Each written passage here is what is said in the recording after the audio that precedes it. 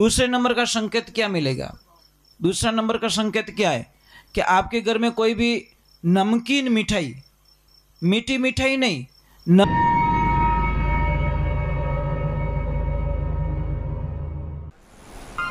परम पूज्य श्री सोनू महाराज जी के नए नए उपाय सुनने के लिए चैनल को सब्सक्राइब जरूर करें और आगे से आगे शेयर जरूर करें। दूसरे नंबर का संकेत क्या मिलेगा? दूसरा नंबर का संकेत क्या है कि आपके घर में कोई भी नमकीन मिठाई, मीठी मिठाई नहीं, नमकीन मिठाई अगर घर में पड़ी है और नमकीन मिठाई में ब्लैक कलर की चींटियां, काली कीड़ियां अगर हो जाए ब्लैक कलर की, तो समझ लेना कोई न कोई दुख हमारी जिंदगी में आने वाला है। समझ में आई ने?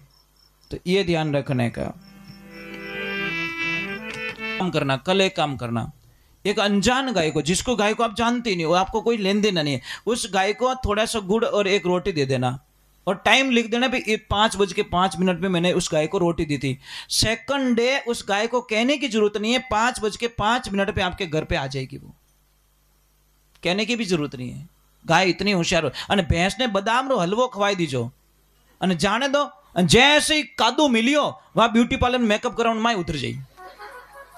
बादाम का हलवा लेके बाहर खड़े रहो, भैंस को कोई लेना नहीं, वो तो बस मेकअप कराने के लिए अंदर चली गई।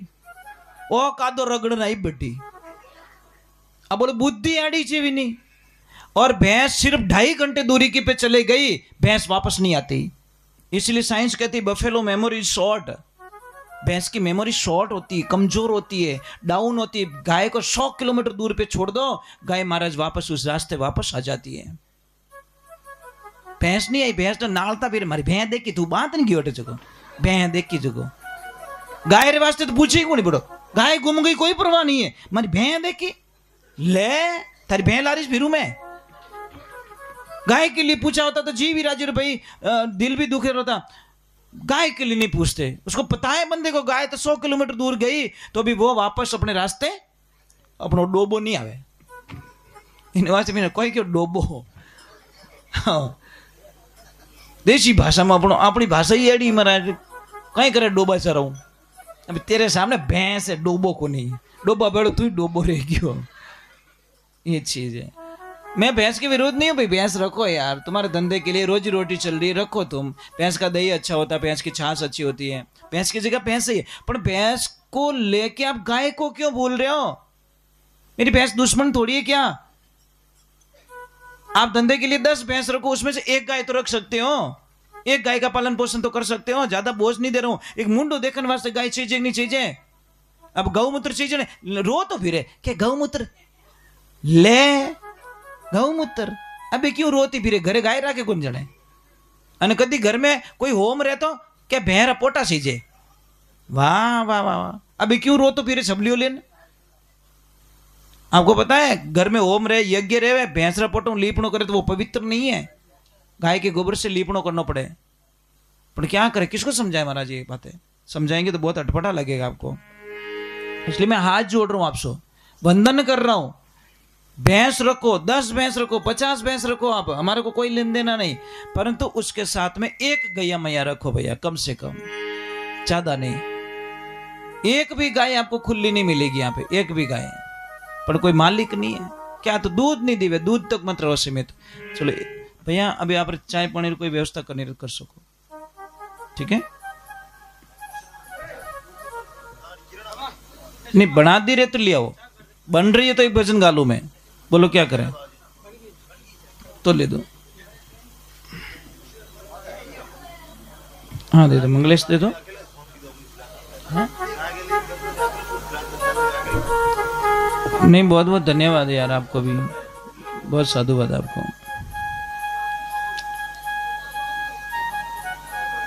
क्या तो टाइम रहेगा?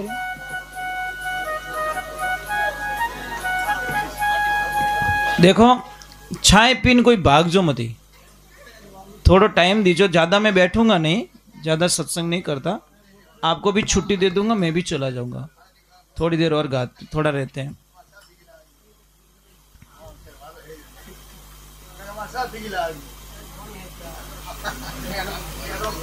आप वहां पे कौन कौन आए थे आश्रम पे?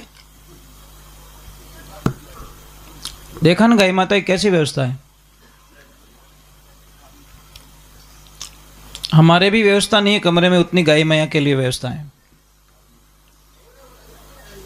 हाँ सर, हाँ रोजड़ा को बिच्छू है ना मार्गन नैनो मस्त, बहुत अच्छा है। इतो बढ़िया है, इतो बढ़िया जिन्हें कल्पना ही नहीं कर सकूं।